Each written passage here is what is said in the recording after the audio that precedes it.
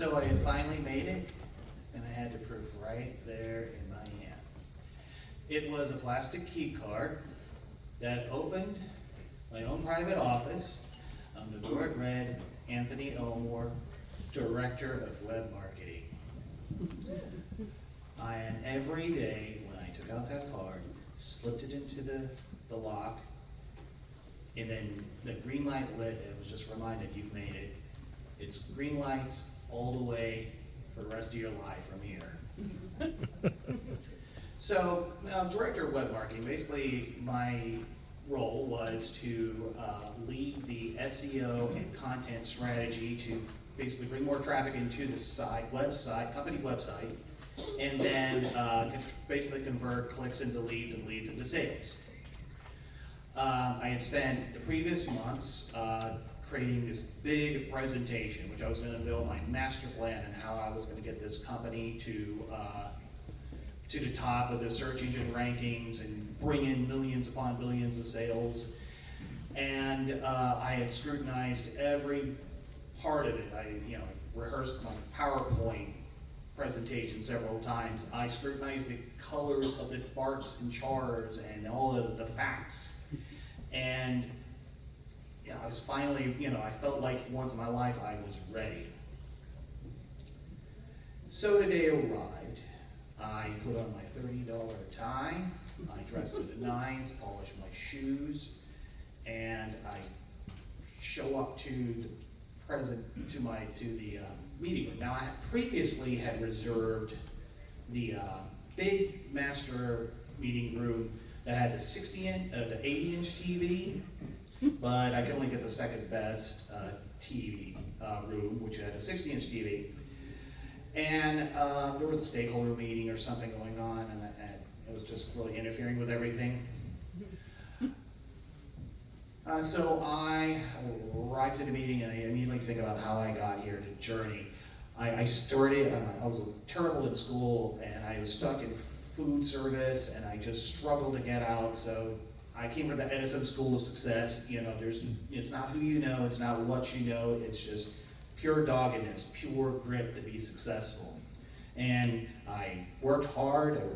I took classes of web design and development, found something I was really good at, and I got my first job, then my second job, and then the best job. And when I walked in the room, the meeting was starting, and the executive assistant, Mary, was queuing up all the remote locations. And if you heard the Sykes music, it's a really vibey, trancey music, and it was just my walk-on music. And that's how I felt. I was like flowing like a scarf through the room, just like pulling up, setting up my deck and presentation, and I was ready to go. And every time a location would come on, she would announce it. It was like Houston and New York are on a call. I'm like, got the East Coast listening, and then LA, Seattle, West Coast, and then international.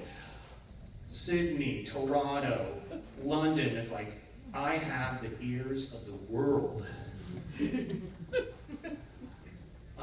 So, what I want you to do, I launched in my presentation. I was just distilled confidence.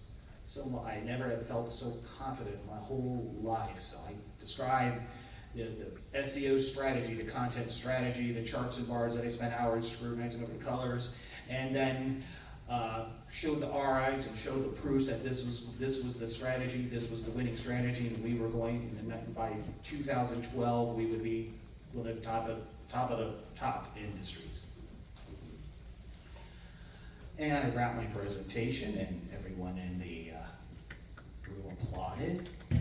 There were smiles on their face, and then I could hear Houston, New York applauding, and then LA, Seattle, London. I was like international, baby. I had the world's ears, and they were applauding me. So, meeting wraps, everyone comes up and shakes my hand, congratulates me, glad to have you on the team, I'm looking forward to what you're gonna do. And I walk to my office, and I take that key card, and I look over, and there is Kelly. Pretty much the department head of the director of marketing, and I thought she was going to congratulate me, but instead she says, I'm sorry, I didn't know this until now. And at that moment, Rachel, the HR director, steps right from behind her with a stack of papers. Oh.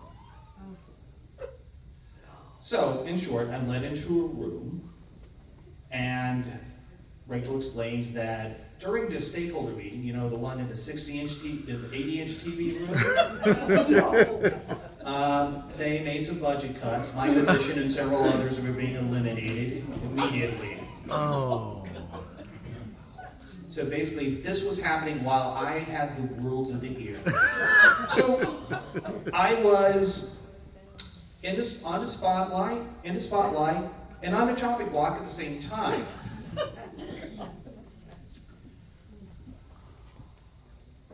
And I remember, you know, when I went home and my wife had rarely seen me cry, but I wept that someone had died. Because something had died, something, this dream, this confidence had just perished. And it was just, I don't even remember the rest of the meeting. I remember thinking of Up in the Air, where, you know, George Clooney says, every great person who has ever built an empire or changed the world has sat where you are. And I also remembered the other part, I'm going to need your key card, and handing over that totem success to Rachel, and then packing my empire into a cardboard box and being led by my boss in security out of the building not 15 minutes after closing my presentation. And to be honest, worse things have happened to me, far, far worse things, but I think about that every day, just how humiliated. It was literally the Lucy in the football moment of my life. But later I learned that, you know, this wasn't a drawback, this was just a bump in the road. Everyone has careers ups and downs, and this wasn't even down because I had a new job a few months later. And it taught me one of the most important lessons about your success is not a journey, success is not a destination, it's a journey, but it's like you start being happy who you are and what you've accomplished. And, you know, another takeaway was, if life didn't hand you lemons, well, you'd get scurvy, so. Thank you.